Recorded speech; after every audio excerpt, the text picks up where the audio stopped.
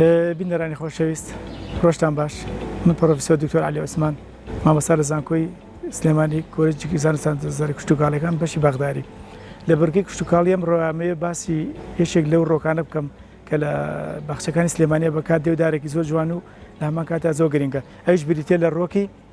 ئەثەر بە ناوی بڵین بە ئینگلیزیەکەی لە هەمان کاتا بڵێن بە کوردی پێوترێ کەوت لە ڕۆژهەڵاتی بڵێن کوردستان پێوتە ئافرا هەتا مەسە بە فارسیش پێوتە ئافرا یەکێکە لەو ڕۆکانی کە هەزاران ساڵە بڵێن لە کوردستانە سەری هەڵدا و ژیا و هەتا بڵێن مەوتنی ئەسلەکەشی کوردستانە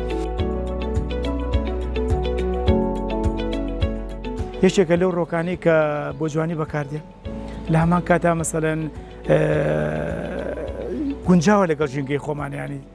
بڵێن بۆ بنمر پلەکانی گەرمەکە دابەزە لە زستانە بۆ ناقیس بیست لە هەمان کاتە بڵێن کە لە هاوی ناگاتە 45 بۆ تا 49 پلە تەحملەکە بەنسبەتەم ڕۆکەوە لە هەموو جۆرە خاکەکانە ئەژێ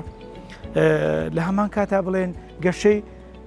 ئەتوانین بڵێن تا حدێ ناوەند بۆ خێرایە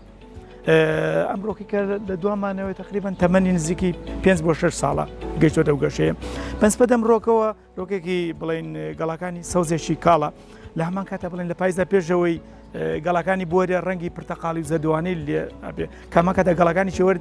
باخچەکان دیمەنێکی جوانەیە بە باخچەکەمان بەنسبەتەم ڕۆکەوە بڵێن زیادکردنی یاسانە بە تۆ و زیادەکە لە ماوەی ساڵە 2 ساڵاگاتە بەرزی تقریبان 2 مەتر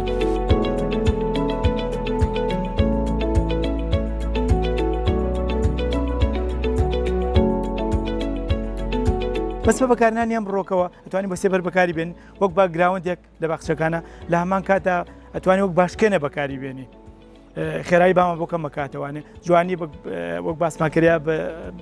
بەڵێن بە حەدیقەکەمان لە هەمان کاتا بڵێن دیمەنی بەهاری و دیمەنی پاییزیشی مەسەرە نەگۆڕێک دیمەنیە جوانیا بە شوێنەکە بە شێوەژی گشتی زۆر مقاومەی نەخۆشیەکانەکە تا ئێستا هیچ نەخۆشی و بڵێن مێروویەکمان بەسەرەوە نەبینیوە یەشە لە تایبەتمەندیەکانی ئەم ڕۆکی بڵێن ئافرایان کەوتە ئەوەیە بڵێن ڕەنگی شتی سەوزی کاڵیە لە هەمان کاتا بڵێن دیمەنی پاییزی زۆر جوانە یەشە لەو تایبەتمەندیانەی تری تا ڕادەیەکی زۆر بەرگی کەماویەگرێ لە هەمان کاتا لە زۆری خاکەکان ئاژیە یەشە لە تایبەتمەندیەکانی تری ئەم ڕۆکە ئەوەیە کە بۆ ڕەشەبا گونجاوە لە تا حدێک مەسەن لەگە ڕەشەبای سلێمانیە بڵێن چۆنەڵی مەتاتێتی شتیایە لە گەڵاشتەکانی چەند ڕەشەبا بێنە بی بە نەگەڵایە وەرێوە ناشکێتەوانێ لە هەمان کاتیشا بڵێن تا ڕادەیەکی زۆر لە زۆربەی جۆری خاکەکان هاژیە و بەشی خۆشی تەحملی گەرما و وەک باسیشمان کرد مقاومەیەکی زۆرێ بۆ نەخۆشی و مێرووەکان.